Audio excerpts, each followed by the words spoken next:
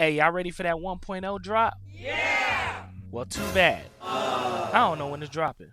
But what I can tell you is some of the things I'm doing to prepare for the big 1.0. You feel me? I'm Stacks. This is my Palboy YouTube channel, and I'm a habitual yapper, so here's the timestamp to get going with the things I plan on doing to prepare for 1.0. Can't say I didn't warn you. Anyways, I gotta make one of these videos for the algorithm, right? You really don't. Chill. I want to anyways, so mind your business. So I watched all of these videos to see what the Palworld goats are doing. And listen, they are good videos, so I'm not gonna plagiarize, alright? Well, maybe a tiny bit. But yeah, go watch those videos for what they suggest to farm for. I suggest those same things, so do all that. I got 3 main suggestions separate from that to add to their recommendations, so hopefully this video doesn't take 11,000 hours to finish. Y'all ready? Cool. The first 2 will tie in together, so check it. I am a devout believer in the PAL Expedition Station. It's basically broken, so before Pocket Pair decides to balance it, we can grind to get all of these goodies that are currently available and will still be relevant at the game's full release. I'm talking PAL souls, tech manuals, dog coins, the ancient cores and parts thingies, and almost all the PAL meats to make any food you need. Ow! To maximize the potential of the PAL Expedition Station, you'll want to beat all 7 current tower bosses in normal and hard mode. This unlocks all 14 expeditions listed here. Also, complete all the PAL research stuff related to the expedition stations for this many rewards. Running these in particular gives you these rewards right here. Stock up on these before the 1.0 update. At least that's what I'm doing. Besides those items, all the normal level expeditions drop 2 different PAL meats. You can farm for those meats and use that to stock up on these foods as well for the full release. I, in particular, am focusing on Mazzarina hamburgers for that 50% work speed boost and sanity drain reduction. This is only for my production base full of heavy hitters though. Yes, they might come up with better foods, and yes, they may balance these existing foods, but stocking up on these can't hurt anyways, right? You know what you can't stock up on here though?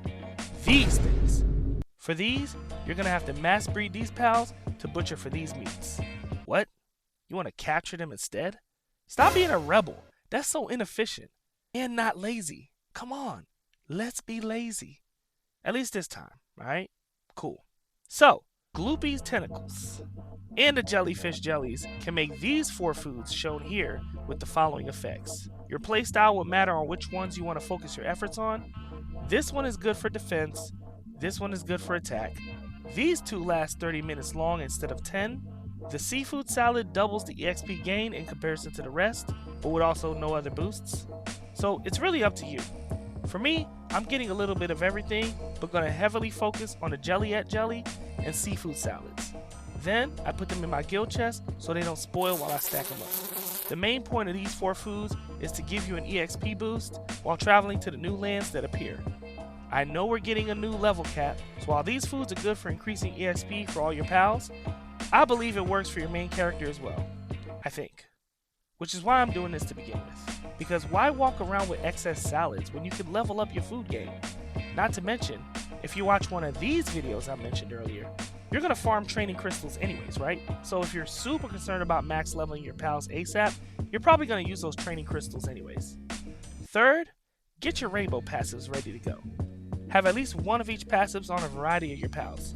If you plan on breeding all the new pals, this will speed up the process once the online calculators get updated.